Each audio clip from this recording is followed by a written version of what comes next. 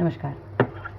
आज के इस संस्करण में या आज के इस वीडियो में मैं जो कहानी लाई हूँ, क्योंकि मैं कहानियाँ सुनाती हूँ, इसलिए जो आज मैं कहानी लाई हूँ वो मैं माँ रामचरितमानस के उस चरित्र की कहानी लाई हूँ जो शायद बहुत ज़्यादा जिसकी बात शायद हुई नहीं।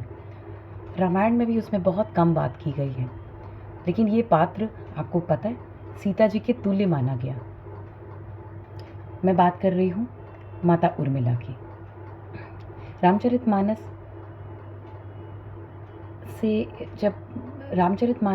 जब लिखी गई तो माता उर्मिला का भी पाठ उसमें लिखा गया, या माता उर्मिला की क्या उसमें भूमिका थी उसके बारे में बताया गया। तो आज मैं उन्हीं के बारे में बताऊंगी कि माता उर्मिला कौन थी, क्या थी और उनका क्या योगदान था। वैसे तो माता उर्मिला सीता जी के दूसरे नंबर की बहन थी, जनकपुरी के राजा महाराजा जनक की पुत्री, दूसरे नंबर की पुत्री थी, और वो लक्ष्मण जी को ब्याही थी, तो इस परिवार की दूसरे नंबर की बहू भी थी। हाँ, और वो शत्रुघ्न लक्ष्मण जी के जुड़वा पुत्र थे, भाई थे, माफ़ कीजिएगा भाई थे, तो वो उनकी भाभी भी हुई। अब ये सब तो चीज़ें हो गई उनके बारे में जानकारी। उनके ऐसा भी है कि उनके 2 पुत्र हुए। उनका एक का नाम चंद्रकेतु था, दूसरे का नाम अंगद था। चंद्रकेतुपुरी का विस्तार किया, बनाया उन्होंने, और अंगदपुरी का विस्तार किया या अंगदपुरी की स्थापना की। तो ये सारे रहे पात्र जिन्होंने जो अपने अपने काम कर रहे थे। लेकिन अभी मैं बात करूँगी माता उर्मिला की, कि उनका योगदान क्यों इतना बड़ा है और क्यों माता सीता के बराबर गिना जाता है। तो हम चलते हैं। माता सीता, जिस प्रकार माता सीता के जीवन चरित्र में उनके त्याग का बलिदान का नाम लिया जाता है, ऐसे माता उर्मिला ने भी बहुत बड़ा त्याग किया था। शायद आज के बच्चों को और आज के यूथ को ये पता नहीं। मैं बच्चों की बातें करती हूँ, इसलिए बच्चों के लिए कहानियाँ लाती हूँ।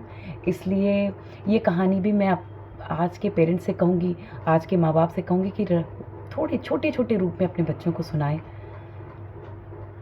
ताकि उन्हें कहानियों से ही एहसास हो कि लोग किस तरह से त्याग करते थे, या हम इन त्यागों से सीख सकते हैं। इन त्याग करने वाली माताओं और बहनों से सीख सकते हैं कि हम किस तरह से त्याग करें, हम किस तरीके से आगे बढ़ें।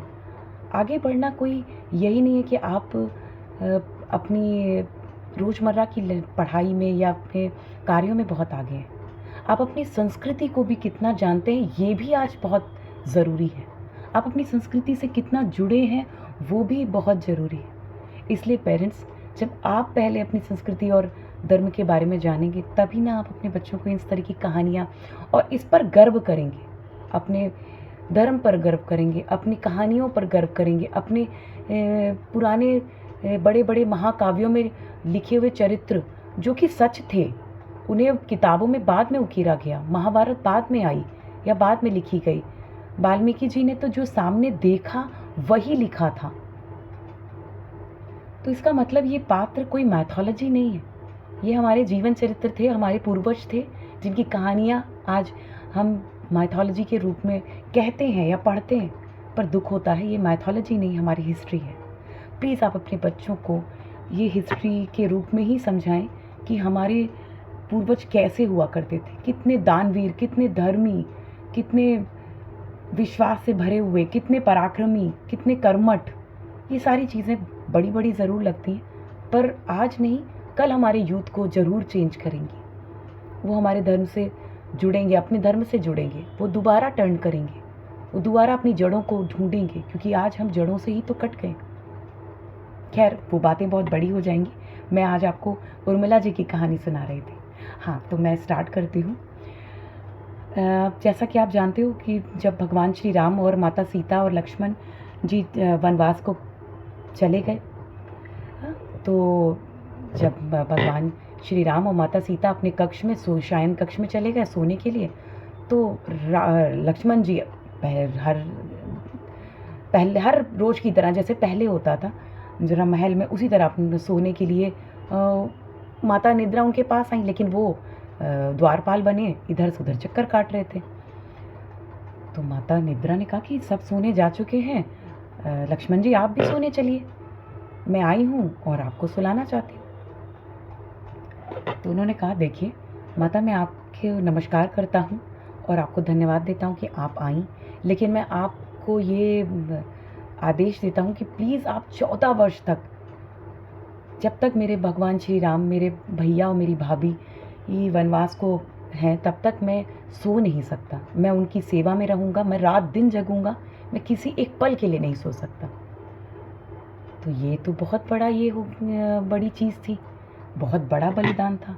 हालांकि उस समय अपनी इंद्रियों पर सबको वश था, तो ये चीज़ें हो भी सकती थी। इंद्रियों पर श्री लक्ष्मण जी का वश था, वो उन्होंने इंद्रियां जीत रखी थी। तो ये हुआ कि ठीक है, मैं आपको नहीं नींद दूंगी, आपको नहीं सुलाऊंगी, लेकिन इसके एवज में कोई तो ऐसा हो जो आपकी जगह सोए, तब ये हो सकता है। ये बात उन्होंने, निद्रा माता ने अपनी तरफ से रखी। तो उन्होंने बगैर सोचे समझे कह दिया ठीक है, आप अयोध्या चली जाइए, वहाँ मेरी पत्नी माता उर्मिला होंगी, आप उनसे जाकर ये आग्रह कीजिए, वो ज़रूर मान जाएंगी। इतना कहना था, माता निद्रा चली गई और पहले की तरह राम जी के और सीता जी के लिए लक्ष्मण जी पहरेदार बने बाहर खड़े रहे।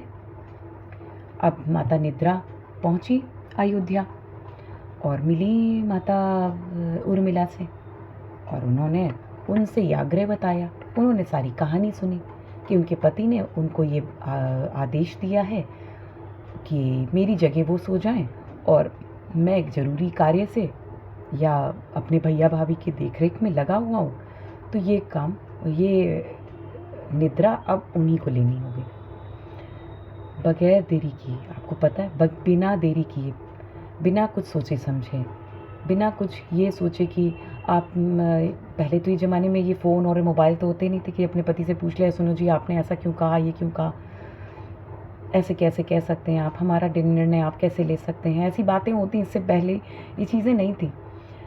उन्होंने तुरंत अपना पति धर्म समझा इसे कि पति की आज्ञा सर्वोपरि है। उन्होंने उस चीज़ को मान लिया और उन्होंने माता सुमित्रा से ये बात कही कि माता, ये आप ऐसी, निद्रा माता ने ये बात कही है, और अपनी तीनों माताओं को उन्होंने बैठाकर ये बात बताई और उन्होंने कहा कि मैंने इसमें हामी भर दी है और जिस आज की रात से शायद मैं सारे 14 वर्ष तक सोती रहूं, तो माफ़ कीजिएगा माता, शायद मैं आपकी सेवा ना कर सकूं जिसके लिए लक्ष्मण जी ने मुझे यहाँ छोड़ा था। उन्होंने इसके लिए माफ़ी मांगी, पर उन्होंने कहा ये मेरा पति धर्म है और मैं इसे निभाना चाहती हूँ। तो माताओं ने भी उन्हें आशीर्वाद दिया और थोड़ा दुखी हुई कि ये 14 वर्ष तक कैसे करेगी और क्या करेगी, और उधर अपने पुत्रों के लिए भी थोड़ा परेशान हुई, माता सीता के लिए परेशान हुई, लेकिन जैसा था वैसा करना ही पड़ेगा क्योंकि माता निद्रा को तो किसी को सुलाना ही था और लक्ष्मण जी को जागना था, तो इसके लिए बीच का रास्ता यही था। तो सोचिए, जितने वर्ष माता सीता अगर भगवान श्री राम के साथ रहीं, उतने ही वर्ष माता उर्मिला लक्ष्मण जी से दूर रहकर सोती रही।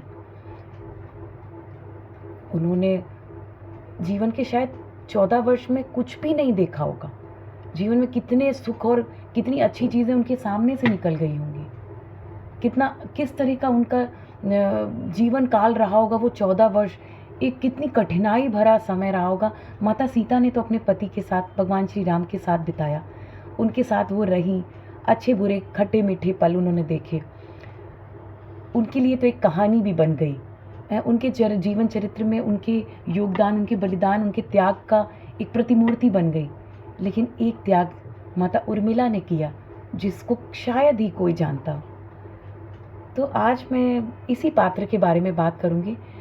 मैं अपने इन संस्करणों में उन पात्रों की बात ज़्यादा किया करूँगी जिन पात्रों की बात शायद रामायण और महाभारत में की ना गई हो, ताकि बच्चे उन पात्रों से भी रूबरू हों।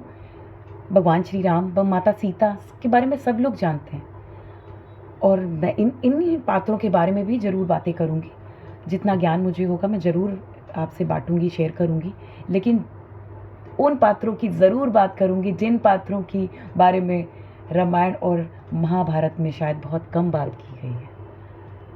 तो आज के इस वीडियो में मैं माता उर्मिला के योगदान की, उनके त्याग की बात करने के लिए आपको ये वीडियो बनाया था मैंने। आपको अगर अच्छा लगा हो तो मेरा यूट्यूब चैनल सब्सक्राइब कीजिएगा। मेरे चैनल का नाम है नक्षत्रों की भाषा। मैं उसमें नक्षत्रों के बारे में, ब्यूटी टिप्स के बारे में, कहानियों के बारे में, सब चीज़ों के बारे में बात करती हूँ। आपको जिसके बारे में कुछ जो भी जानना हो, मैं नक्षत्रों के बारे में भी और ग्रहों के बारे में भी।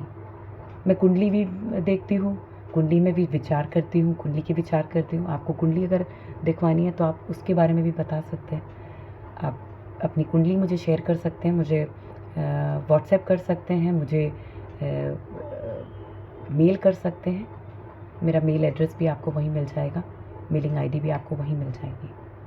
ठीक है, आज की इस वीडियो में इतना ही। नमस्कार।